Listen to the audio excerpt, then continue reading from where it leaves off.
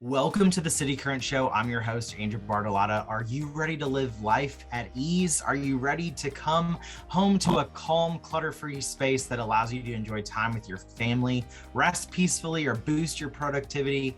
Then you are in for a treat. Prepare to be inspired by today's guest, professional organizer and owner of Organized by Kendra, Kendra Littlejohn. Kendra, thank you for joining us today. Thank you so much for having me, Andrew. Now, before we talk about tips and ways you can help us create solutions that help reclaim our space and life, give listeners a history for your career and how you started in this industry. My background is finance, and I was with the company for 18 years, and I got laid off in November of 2017.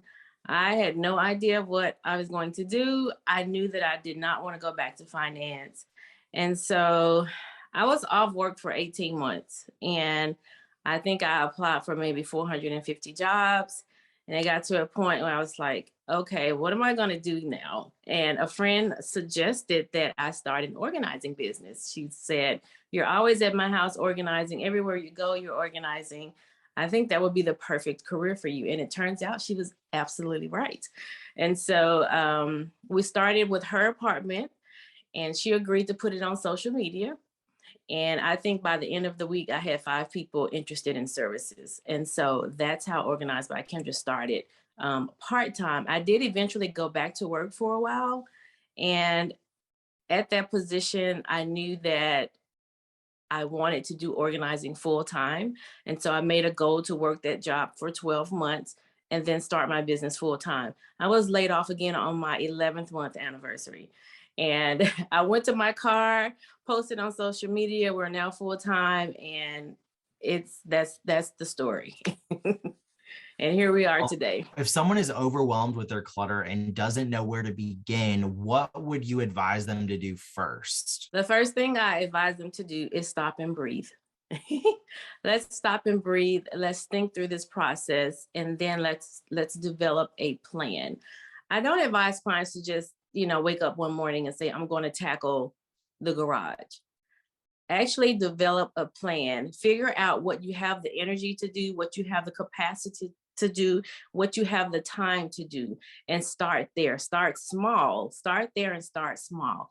Don't try to tackle a garage, in one setting. That is the best way to overwhelm yourself, and the project never get completed. So I always tell my clients to start projects small with a plan in mind. What is the most common reason clients call a professional organizer like you for help? Most of the time they just get overwhelmed. They've tried it themselves.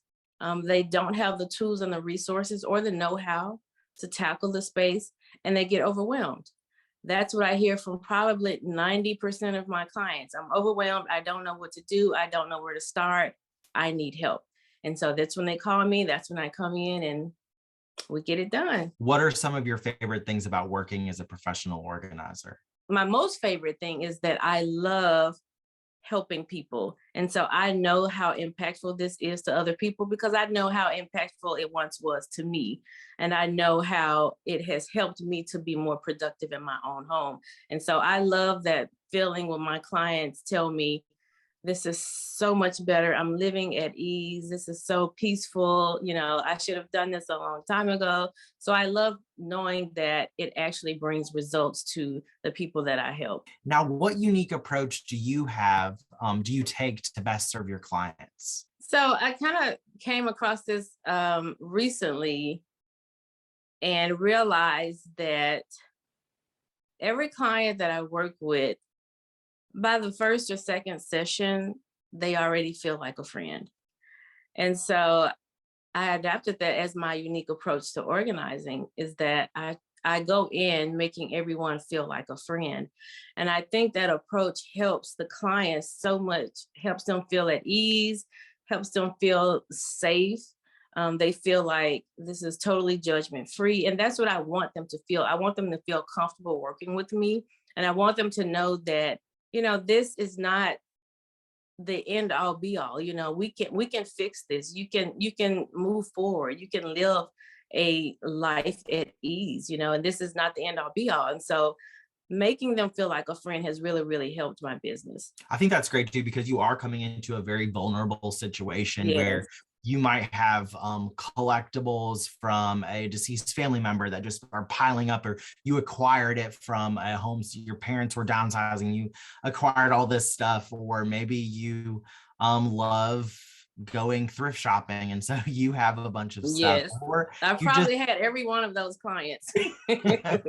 And so having someone like you, Kendra, with a great personality that makes you feel like you're friends from the get-go, it just Yeah, builds that comfortability, that trust, that value to come in and have those conversations of, hey, do I need this? Or hey, where is its home? Where is it going to stay?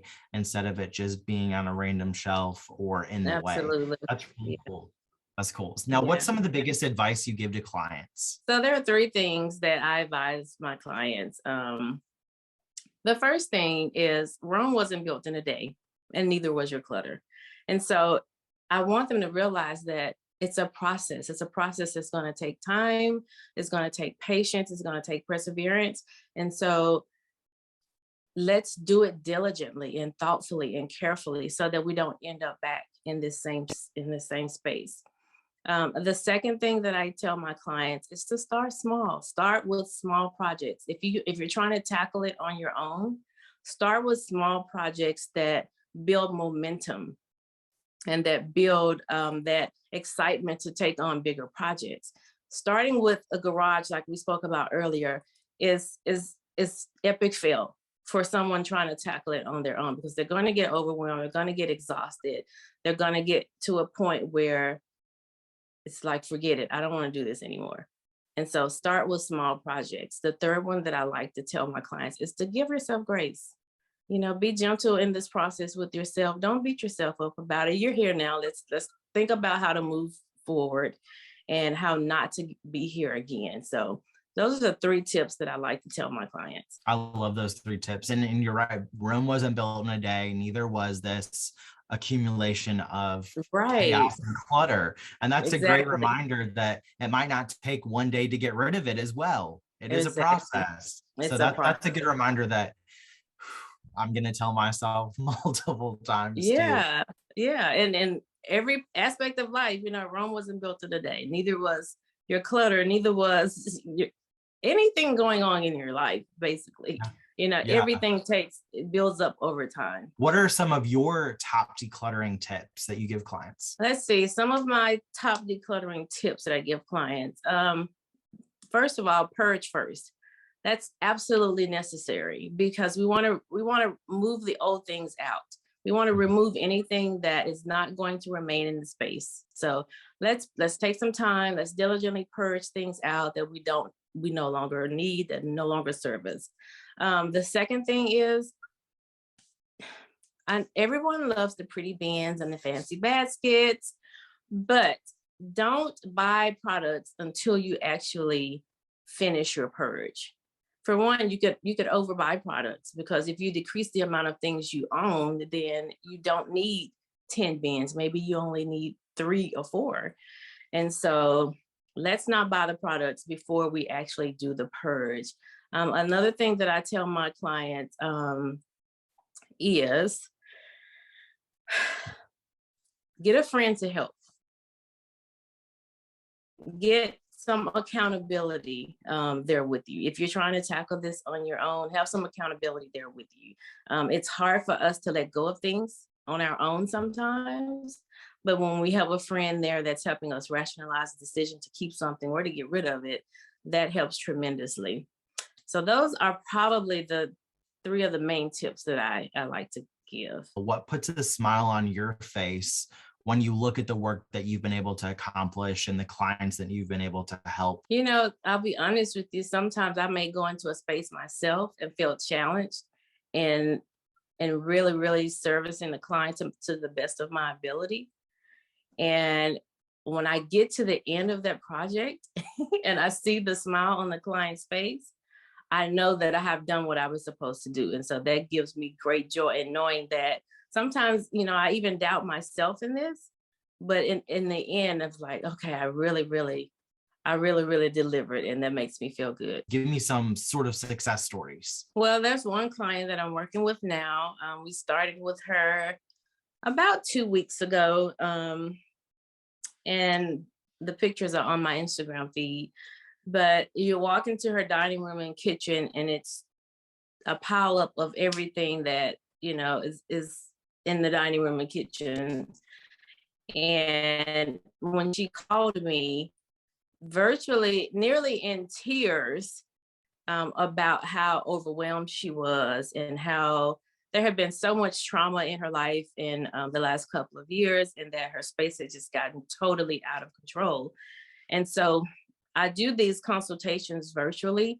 And so I can get a glimpse of what I'm going to work with, as we're on the consultation. But sometimes when I get to the space and actually see it firsthand, it's like, oh, wow, okay, how am I going to do this? But with this particular client, my assistant and I, the helper bee, we got it done in 25 hours. It took 25 hours to do the dining room and kitchen combo, but it is such a transformation and it is unbelievable. But the client is so, so happy with the work that we've done.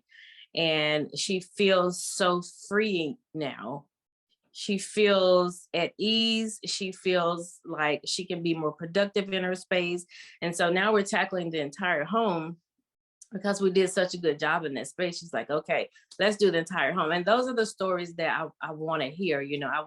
I want the client to feel so empowered by the transformation that we did, that now we're moving into other areas of the home. So that's one of the stories recently that has been a big success. Well, that's something that's really cool about your business as well, is that you can start off with the dining room and kitchen and then have a client that says, I'm going to open up the whole house to you and you can really transform my entire home. And so developing that friendship, that trust to be able to do that, that's great too. And having clients that bring you multiple times a year or annually to help them along the way. Where can people go to learn more about you, your process, and view some of the work that you've done for clients? I do have a website. It's www.organizedbykendra.com. And on Instagram and Facebook, I am Organized by Kendra also. Kendra, how does what you do help others? Oh my God, this work that I do is so, so transformational to my clients. So some of the ways that it helps others is it saves you time and money, right? When you know what you have, when you know what your things are, you aren't buying duplicates, you aren't searching for them, you know how to get to the things you have when you need them.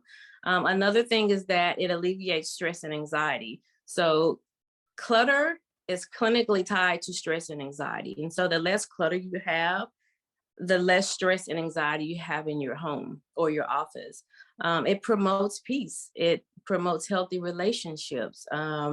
Another thing is that it increases productivity. I like to say that clutter is the enemy of creativity, right? And so when we have less clutter and when we have less things, then we're able to be more productive in our own spaces.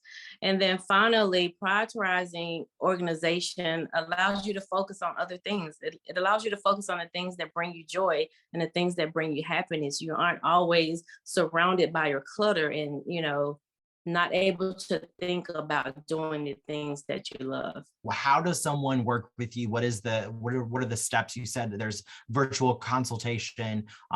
What does that look like? So we start off with a virtual consultation, which can be booked either on my website or via Instagram or via Facebook. You can book that anywhere. And we start with that virtual consultation. It's, very, very casual, nothing too professional because I want to make you feel comfortable. And we start there with just a discussion about what your needs are, what your goals are, what you'd like to achieve in the space.